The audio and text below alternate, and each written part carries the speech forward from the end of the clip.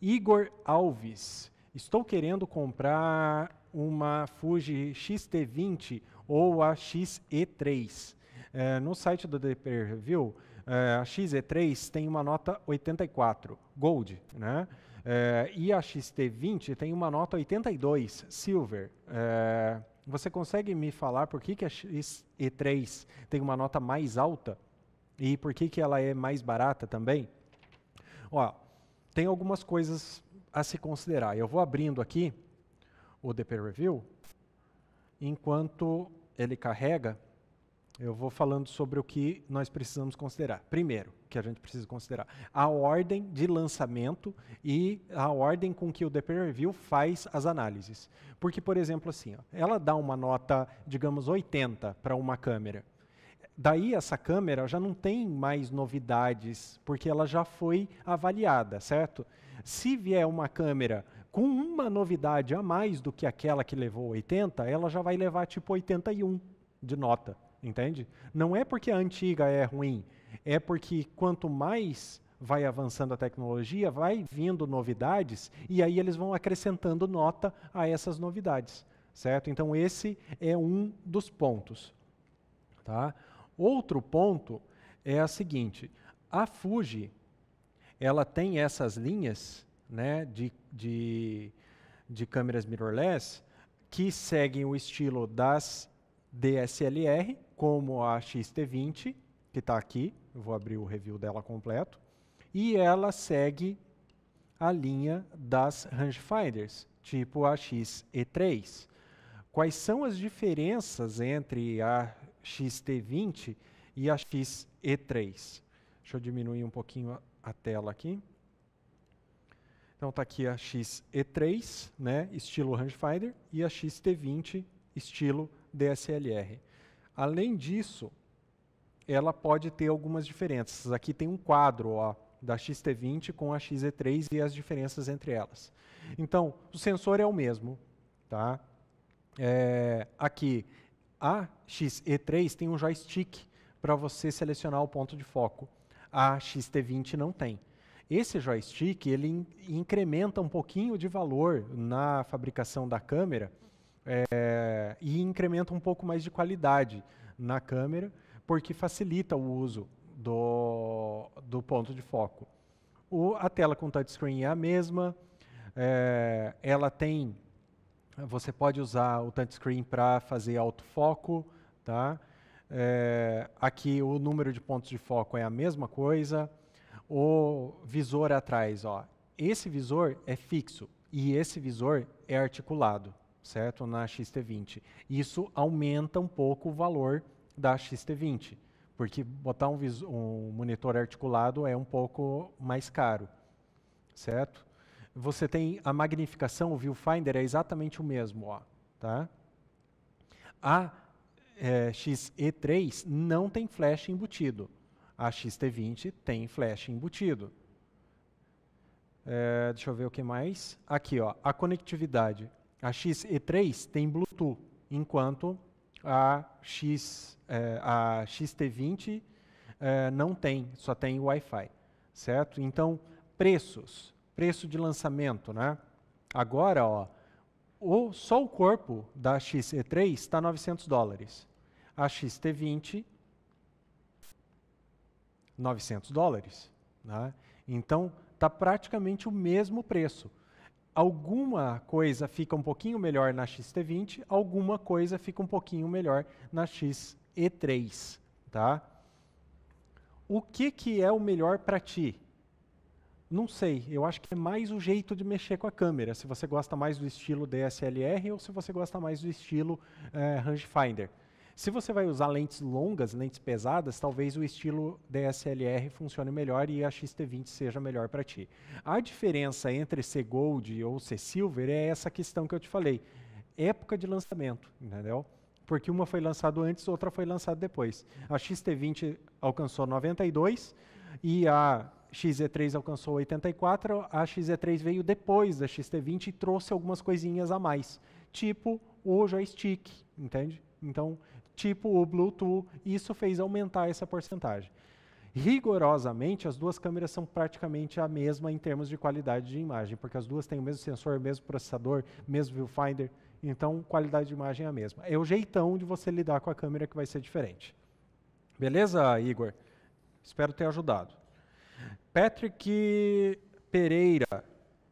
Tem uma lente que não tem marca nenhuma para foco manual. Tu pode ficar girando o anel de fogo para o resto da vida e ele não trava no infinito. Alguma dica para você focar no infinito com esse tipo de lente? A dica é a seguinte, ó. Se a tua lente é daquelas que tem o foco by wire, tá? By wire significa que você gira o anel quando a câmera está desligada e ele não chega no final nunca. Por quê? Porque ele é um botão, na verdade, esse anel. Ele não faz a comunicação mecânica com a movimentação da lente. A comunicação é eletrônica, by wire, por fio, certo? Então, o que você precisa fazer? Você precisa descobrir qual é o lado que é o infinito, qual é o lado que é o foco próximo. É muito fácil. Olhando pelo visor e com a câmera ligada, você vai girar o anel de foco até conseguir fazer foco no infinito. Digamos que você girando para o lado anti-horário, você teve o foco no infinito. Bom, quando você quiser o foco no infinito, da próxima vez e você não conseguir olhar, tipo para fazer fotografia das estrelas à noite, e você não conseguir ver então o que está acontecendo, você vai girar tudo no sentido anti-horário, certo? Ah, mas quando é que eu paro? Você nunca vai ter que dar mais de 2 giros, certo? Todas as lentes são configuradas para você dar, no máximo, 180 graus de giro, que seria esse giro aqui. Tá? Tem algumas lentes mais antigas que dá 240 graus de ângulo, mas as de by-wire normalmente são 180 graus de ângulo. Então você vai dar um giro completo, você garante que você chegou no final, e o final é o infinito. No caso da fotografia de estrelas ou na fotografia de paisagem em geral, principalmente com profundidade de campo muito rasa, 2.8, f4, coisas assim, você deve voltar um pouquinho o anel. Tá? Então assim, ó, foi tudo, volta um pouquinho e testa. Amplia a imagem na câmera depois de fazer e testa. Vê se ficou mesmo em foco, certo? Se não ficou, você volta um pouquinho menos ou um pouquinho mais. Infelizmente, os fabricantes tiraram a marcação de muitas lentes, tiraram a marcação da profundidade de campo e da posição de foco, o que é uma pena. Essas lentes são normalmente feitas mais para um público mais amador, por isso que eles não colocaram esse tipo de informação lá, mas deveria ter. Tá? Não tem uma justificativa racional para eles terem tirado isso. Deveria ter. Infelizmente, a gente tem que fazer essas gambiarrinhas para dar um jeito quando não tem. Beleza? Nature OS. Ouvi dizer que a 135 2.0 da câmera é uma lente extremamente nítida. Você sabe me dizer algo sobre isso? Sim, meu amigo, é a melhor lente da Canon no meu ponto de vista. Tá? Eu vou abrir aqui um site chamado photozone.de, que é um site alemão de reviews de lente, muito bom o sistema deles. Tá? Eu vou abrir o review da 135 2.0 da Canon e vou mostrar algumas características dela. Tá? Então, estou abrindo aqui para full frame, certo? Está aqui a carinha dela, ó, 135 2.0. Tá? Ela tem 10 elementos ópticos em 8 grupos e 2 desses elementos são de baixa dispersão. Então, ela tem controle de aberrações cromáticas. E, de fato, ela tem muito pouco aberração cromática. Diferente da 85 1.2, por exemplo, que tem aberração cromática saindo pelo ladrão. Ela tem 8 lâminas só no diafragma, ela poderia ter 9. O bokeh dela, com o diafragma levemente fechado, continua sendo arredondado, mas podia ser melhor, podia ser 9 lâminas. Tá? Ela não é tão pesada assim por ser uma lente tão luminosa, 750 gramas, né? Mas o filtro da frente dela é muito grande, 72 milímetros. Agora vamos ver algumas informações aqui. A primeira que eu tenho é sobre distorção. Ó. A distorção dela é em travesseiro, 0,5%. É praticamente imperceptível, ainda mais por ser em travesseiro. Isso para fotografia de retrato é muito legal. Distorção em barril infla a cara, porque ela infla o centro. a distorção em travesseiro, ela dá como se fosse fazer um Photoshop para dar uma emagrecidinha. Então, a distorção em travesseiro facilita um pouquinho você ter imagens mais bonitinhas de retrato. Aliada ao fato de ser uma 135mm, ou seja, uma tele curta, onde você tem uma distância de perspectiva muito razoável para fazer retratos, principalmente retratos fechados, o que é o grande canal dessa lente. A vinheta dela, ó, não é tão forte. Ela não chega a ter 2 pontos de diferença entre o centro e a borda em f2.0. E é muito suave, ó. Ela não é tão marcada. Esse cantinho aqui de baixo é um pouco mais marcado, mas ela não é tão marcada. Isso dá para tirar depois por processamento sem aumentar muito o ruído, principalmente se você tiver uma câmera da Canon com o Dynamic Range não tão ruim que nem o Dynamic Range da 6D, por exemplo. Na 6D talvez você tenha um pouquinho mais de ruído aqui, certo? E em termos de resolução, ó, ela é excelente. Ela praticamente não tem aberração esférica. Veja que a borda dela, a extrema borda dela, não perde muito para a borda, aqui não perde muito para o centro. E ela consegue manter um nível de nitidez muito bom até 5.6, onde ela tem a melhor abertura dela, e depois disso a difração começa a comer um pouco da resolução, principalmente central, mas as bordas se mantêm até f11 muito bem. A aberração cromática dela é muito pequena, tá? Então praticamente imperceptível. E o bokeh dela, como eu estava dizendo, ó, é arredondadinho em f2.0, mas em f2.8 ele já começa a ficar angular. Olha só, tá vendo como tem forma? Não é horrível, mas ele já começa a ter ângulo. Isso por quê? Porque ela tem 8 lâminas no diafragma e não 9. Ela deveria ter 9 e essas lâminas serem um pouco mais arredondadas. Com 8 lâminas não consegue ser tão arredondada assim. Mas você que tem uma 135 2.0 ou quer ter uma 135 2.0, provavelmente vai usar mais ela na abertura máxima do que fechando. Então eu não vejo isso como um problema assim capital. Não é um problema tão grande, certo? Aqui tem um outro exemplo aqui da aberração cromática dela, ó, em 2.0, tá?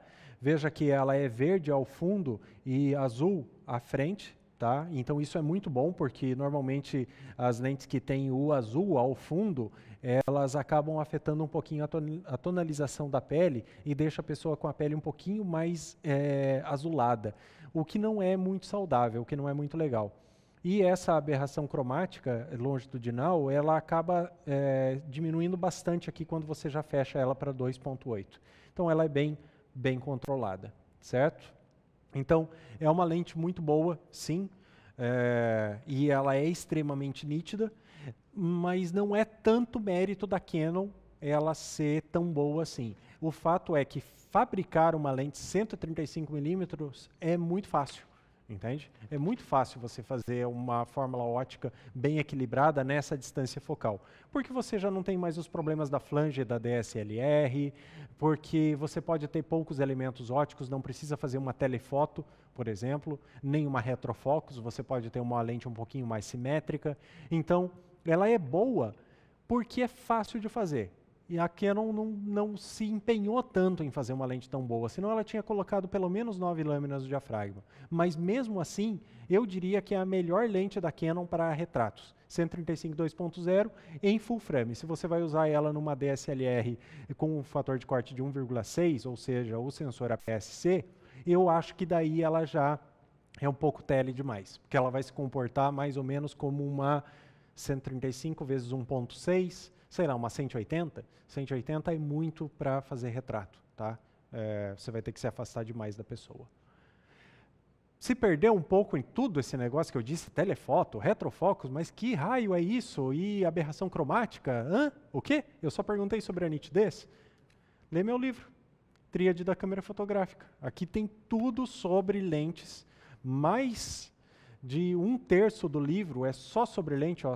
Tudo isso daqui, ó, é sobre lente. Tá? Ó, é a metade do livro praticamente sobre lente. E aqui tem todas as informações que você precisa sobre essa questão de o que é uma lente retrofocus, o que é uma telefoco, como é que ela faz azul atrás, vermelho na frente, ou verde na frente, azul atrás, na questão da aberração cromática. Está tudo aqui, certo? A questão do bokeh também, ó, formatos de bokeh, os tipos aqui, ó, aqui, ó, os tipos de bokeh, como que forma o bokeh com angulação, né? Todas as questões que você precisa saber a respeito de bokeh estão aqui e vários exemplos, inclusive de fotografias com lentes diferentes no mesmo lugar. Você que está interessado nessa lente, provavelmente está interessado em fazer retratos, vai ter bastante informação aqui nesse livro sobre isso. Beleza? Bom, tem outra pergunta tua, né? Já que lentes luminosas têm elementos esféricos mais grossos, isso interfere na sua nitidez. Então, uma lente 50mm 1.2 tem a pior nitidez de todas as 50mm? Sim e não. Teoricamente, sim. Ou seja, até você ter, em teoria, você tem sim uma nitidez maior quando você está trabalhando com uma lente um pouco mais escura, certo? Eu vou abrir aqui um review que eu fiz para um clube de fotografia da Nikon há muitos anos atrás, Clube Snap. Eu nem sei se existe mais, é um clube americano e canadense. Eu fiz uma análise para eles das 3 lentes da Nikon que existiam na época. 50 1.2, 50 1.4 e 50 1.8. Hoje em dia existem outras 50mm da Nikon, mas nessa época eu fiz essa análise. Eu estou aqui abrindo o PDF, é um review que eu fiz com mais de 30 páginas, tá? Eu vou ir direto nos resultados aqui para demonstrar para vocês como a coisa é um pouco mais complexa que isso. Teoricamente sim, mas existem muito mais coisas embarcadas nisso. O meu primeiro teste de resolução foi feito fotografando uma casca de árvore com o foco aqui centralizado, ó. E aí tem aqui os resultados da 50 1.2 em 1.2, 50 1.4 em 1.4 e a 1.8. Perceba como a 1.2 é a menos nítida de todas, certo? Só que quando fecha para f2, olha só como a f1.2 já fica muito melhor, a f1.4 não fica tão boa assim e a f1.8 continua sendo a melhor. Agora, aqui tem todas as aberturas, né? Mas eu vou resumir. Na borda, ó, na borda temos de novo a 51.8 sendo a melhor, a segunda colocada a 1.4 e a 1.2 como última colocada. Quando fecha um pouquinho o diafragma para f2, ainda se mantém esse tipo de característica. Então, até agora, esse teste que foi feito mais ou menos a 1 metro ali de distância, tá? De foco, mais ou menos 1 metro de distância da casca da árvore, sim, a 1.8 é melhor que a 1.4, que é melhor que a 1.2. Só que nós temos que inserir algumas características extras, porque não é a mesma fórmula ótica colocada a diafragma diferente. Muda um pouco a fórmula ótica. E olha como isso modificou quando eu fiz fotografias focando no infinito. Então agora com essa cena aqui, ó, fotografando a árvore no infinito. Temos a 1.8, a 1.4 e a 1.2. Perceba como a 1.2 não é muito menos nítida do que a 1.4, que não é muito menos nítida do que a 1.8. E quando eu fecho o diafragma, a 1.2 fica melhor do que todas elas. Olha só, ela tem mais resolução do que a 1.4 e do que a 1.8. E olha que incrível o que acontece a hora que eu estou fotografando aqui no canto da imagem. Antes eu estava fotografando aqui no meio, agora aqui no canto. Olha como a 1.2 é maravilhosa no canto, em 1.2. Enquanto a 1.4 é horrível, e a 1.8 é pior ainda. E olha como ela se mantém boa quando fecha o diafragma e as outras não conseguem acompanhar, até que eu fechei para f4, certo? Então perceba que no foco para o infinito, com a lente observando o canto da imagem, a 1.2 é melhor, certo? Então é muito difícil você generalizar, tá? Mas teoricamente sim, elementos esféricos mais grossos causam mais aberração esférica, portanto lentes mais luminosas têm menos nitidez. Mas essa nitidez é aonde? No centro, na borda, no meio termo. É tudo muito, muito, muito mais complexo do que essa generalização. De fato, você deve começar por uma generalização para ir entendendo como as coisas funcionam, mas a profundidade da coisa é muito maior. Deve-se ser visto caso a caso para tomar uma decisão, não dá para generalizar. No caso dessa pergunta aqui, suponho que tenha vindo a partir daquela questão que me perguntaram sobre a 51.8 da Canon quanto a 51.4 da Canon. Então, naquela comparação específica, isso é uma verdade. Se incluir a 51.2, daí eu já não sei, vai ter que ver o review da 51.2 e fazer essas comparações que nem eu fiz aqui, com um método muito bem embasado para ter certeza que o teste está sendo bem feito. Beleza? Se tiver dúvida específica de alguma lente, manda para nós, eu resolvo. Tá? Generalizar funciona na teoria, mas na prática nem sempre. E por fim, Márcio Gomes. Há muita diferença entre a 77D e a T7i? Assim, ó, não tem muita diferença, tá? Eu vou aproveitar que eu estou com o DP Review aqui aberto e vou abrir essas duas câmeras, o review delas. Não vou fazer uma análise muito completa, porque eu já fiz análise delas individualmente. Se você pesquisar aí no canal da Fotos TV, no YouTube, você vai ver que tem análise dessas câmeras. Mas vamos abrir aqui, ó, 77D e vamos... 77D e a T7i. Tá? O que eu já posso ir te adiantando antes mesmo de abrir? Tá? Que a 77D tem um porte um pouquinho maior, um pouquinho mais avantajado. Tá? Ela é uma câmera um pouquinho mais sofisticada. E a T7i é um pouquinho mais simplificada. Tá? É a linha mais básica da Canon. Tá? Então, aqui, ó, diferenças. O sensor é o mesmo, 24 megapixels, tá? Com dual focus, ó, 24 megapixels. 45 pontos de foco, tá? 45 pontos de foco. Ó. Todos eles aqui cruzados. Aqui também, todos eles são cruzados, tá? Ela tem Wi-Fi e Bluetooth com NFC, que é aquele conexão de só encostar. A 77D não está dizendo se tem ou não, mas provavelmente tem também. O que eu quero chegar é nisso aqui. Ó. O processador é o 7. Eu quero ver qual que é o processador dessa daqui. T7i. Eu acho que eu vou ter que abrir a segunda página para ver qual que é o processador dele. Mas eu acho que no processamento temos uma pequena diferença. Tá? E daí, no caso do processador ser diferente, o que você vai ter é uma velocidade diferente entre as câmeras e, eventualmente, um pouquinho de diferença nas cores. Mas não, ó, é o 7 também. Tá? Então, tem o mesmo. Ela faz 6 frames por segundo. A T7i faz...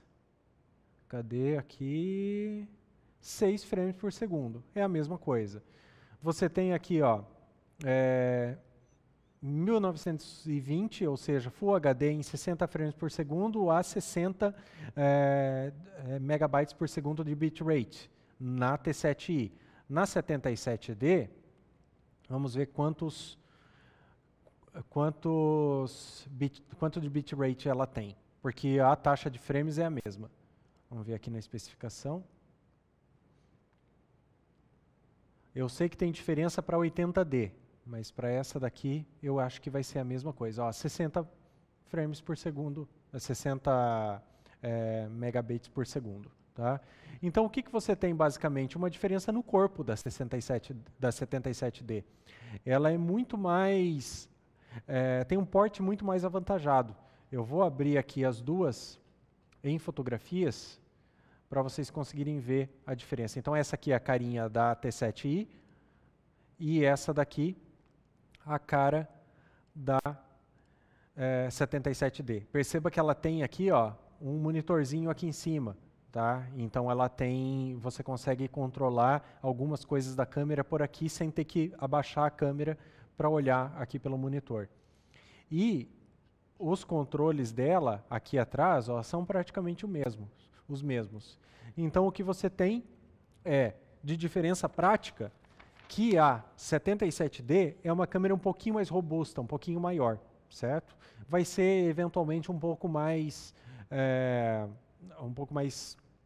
durável também, certo? Em relação à T7i. Agora, vale a diferença do preço entre elas? Não sei como é que está o mercado agora, porque essas câmeras já não foram lançadas agora. O preço de lançamento é diferente do preço de venda posterior.